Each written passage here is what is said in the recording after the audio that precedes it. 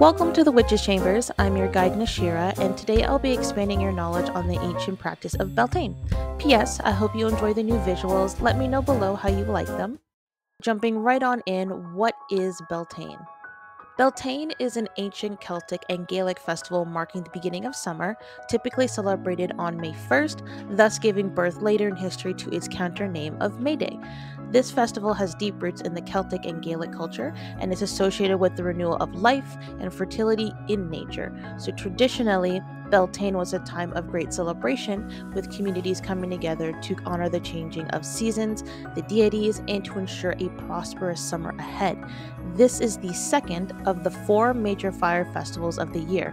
First is Imbolc, third is Lungsad, and fourth is Samhain. Now you might be thinking, cool, but what does the name actually mean? Well, the name Beltane means the fires of Bel, which is derived from the Celtic god Belinus, who is associated with the sun, healing, as well as fertility. Just hold on one second. Awesome, that's better. Now, another deity celebrated during this festival is Brigid in her matured maiden form. So, just to backtrack a little bit, during the celebration of Imbolc, Brigid is celebrated in her maiden form as well, but in her younger virgin stage. During Beltane, she's now matured and is ready to take on a mate, become pregnant, and make her transition to her mother form through the summer months. In a previous video I posted titled 8 Pagan Sabbats, I briefly go over the 8 celebrations of the year, the 4 lesser Sabbats and the 4 major Sabbats. If you missed seeing it, I'll link a banner for you to queue and check out after this video. Now, with Beltane being one of the 4 major fire festivals, bonfires are lit on hilltops to symbolize the growing power of the sun and to purify the land and livestock. People would leap over the flames or drive their livestock between them for blessings and protection.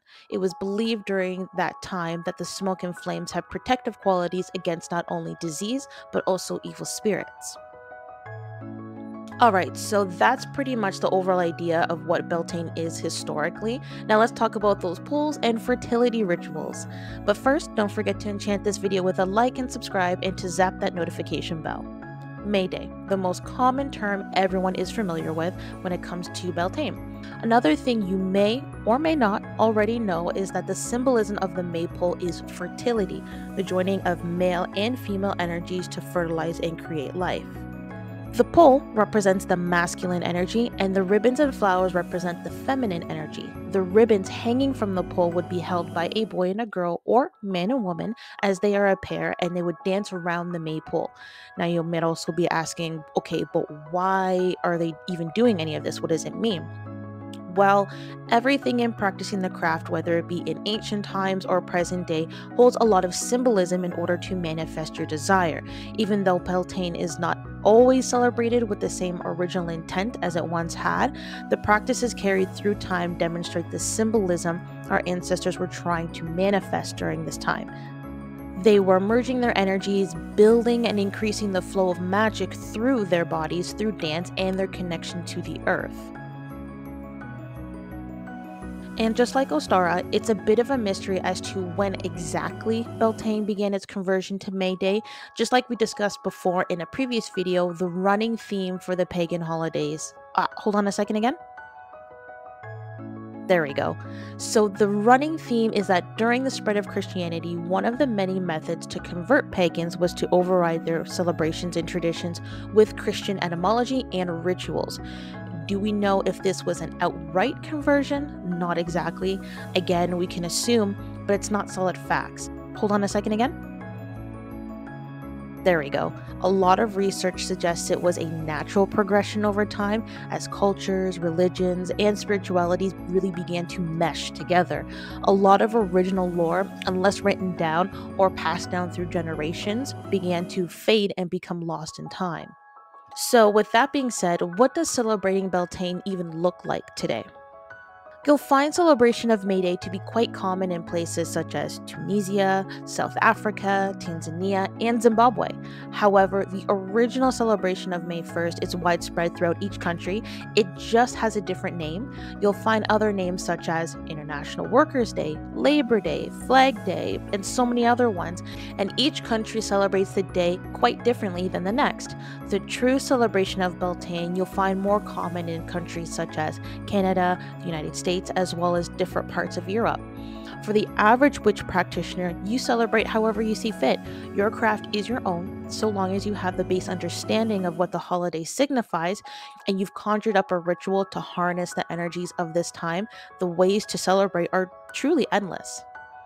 But if you're new or fresh out of ideas, let me share some easy, cost-efficient practices to help you out. So first off, refresh your altar. Your altar is a great focal point to center your intent and energy, give it a fresh new look, cleanse the area, and place items such as flowers, male and female energy items, and crystals such as aventurine and rose quartz. Next, I have craft a self-love spell jar. Objectively, self-love is the most important.